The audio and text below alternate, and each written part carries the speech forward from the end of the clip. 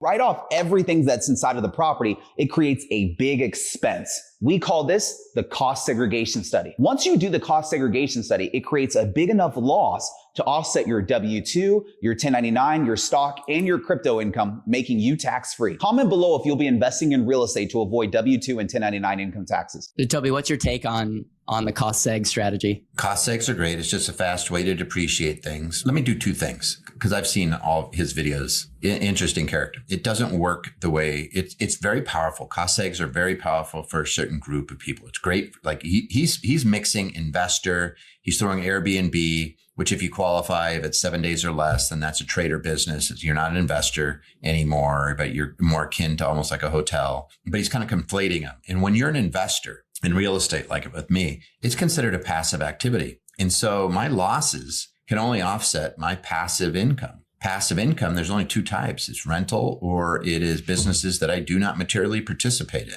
And that's not what he's talking about. He's talking about your W-2 or your 1099. Those are active businesses. So the only way what he is describing would work is if you're a real estate professional or you're doing an Airbnb and you materially participate in that business and you run an Airbnb and it's 7 days or less is the average daily usage. Then those losses could be unlocked. They're no longer passive. But in order to take a loss, you need to have a basis. You have to be at risk. And then we get to the passive activities. Like we still have to have those other things. So people that are doing subject twos, for example, get caught up in this and they don't qualify as being at risk and they think they have these losses from a cost seg study and they don't. People go out there, they buy these homes and let's say they're a high net worth person and they do these cost seg studies and they get this paper loss and it's passive and they can't use it. And they carry it forward and it'll be released. That passive loss that they don't get to use when they sell the property, it'll get released. Unless they're grouping, like there's a bunch of exceptions. If they're grouping a bunch of properties, then they have to get rid of them all. But that's not,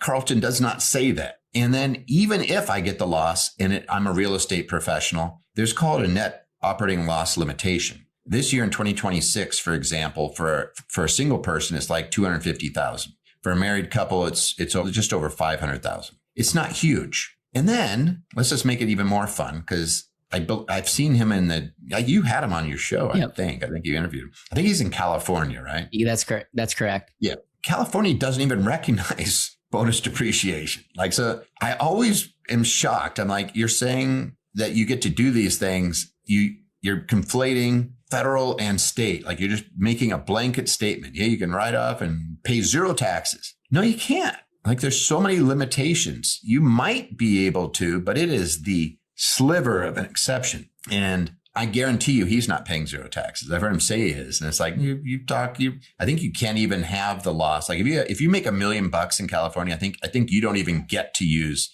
losses. Like you're paying California income taxes, period. He might find that out when he has somebody to do his return, maybe. So you're saying federally that could happen, but you're saying the state of California, if you're a resident in the state of California, that wouldn't be able to help you on the state tax side? The bonus depreciation, they don't conform. And they even limit Section 179. So you always see these people talk about writing off their car, buy a really heavy car. Yeah, good luck. On California, they're going to say you're capped at $25,000 under Section 179 and you don't get to use bonus depreciation. Yeah, that's interesting. You're the first person I've ever heard that from.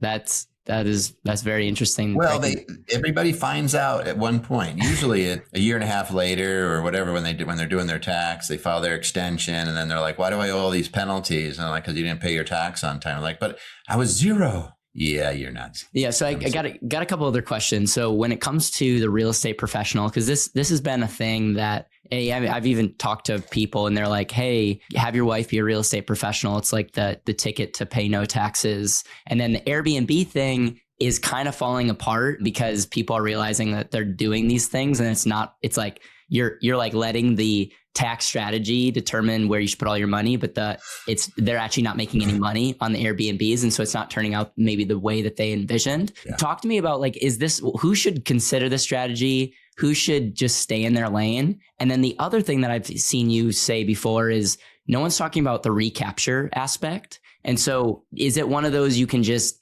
1035 or 1031 and not have to worry? Or do a lot of people have to talk to me about the recapture as well? So let me explain what a cost seg study is, because he talks about all the components in there.